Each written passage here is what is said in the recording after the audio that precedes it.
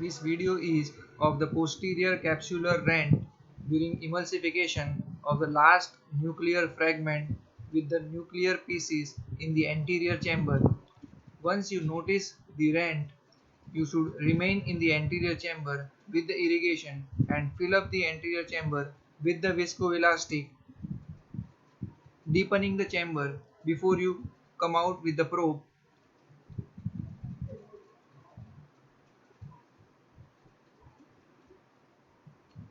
With the nuclear fragments in the anterior chamber, you should avoid doing closed chamber vitrectomy from the side port as it will push the nuclear pieces into the posterior segment.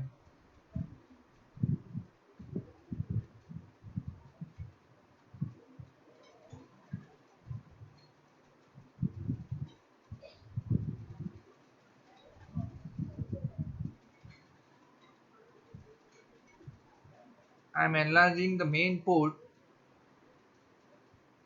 and then doing vitrectomy and the irrigation from the main port.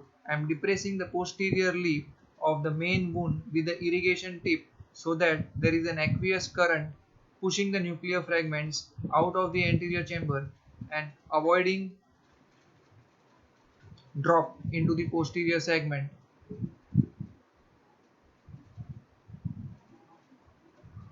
Similarly, the second fragment will also come out towards the main port with the flow of the aqueous. You can see the movement of the piece getting attracted towards the main wound because of the flow of the aqueous current.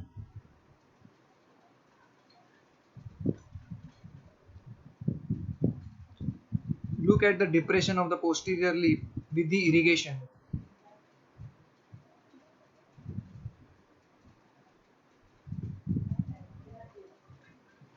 Once the nuclear fragments are out, you can put your irrigation from the side port and complete thorough anterior vitrectomy.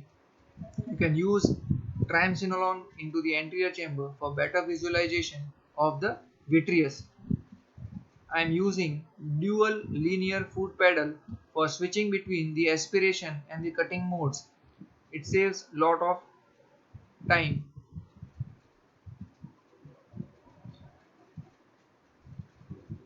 Complete cortical cleanup is important for better visual outcome and rapid visual recovery.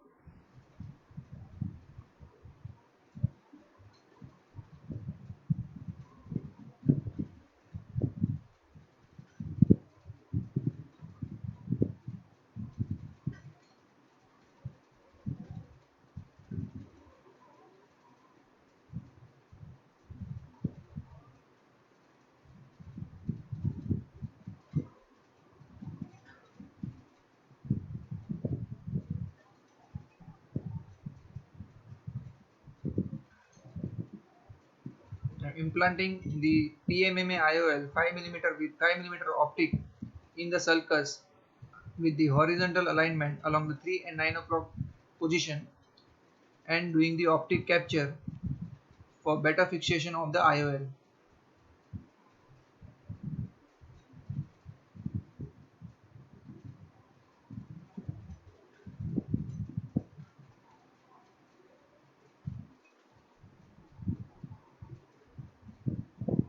The intracameral antibiotic and suturing the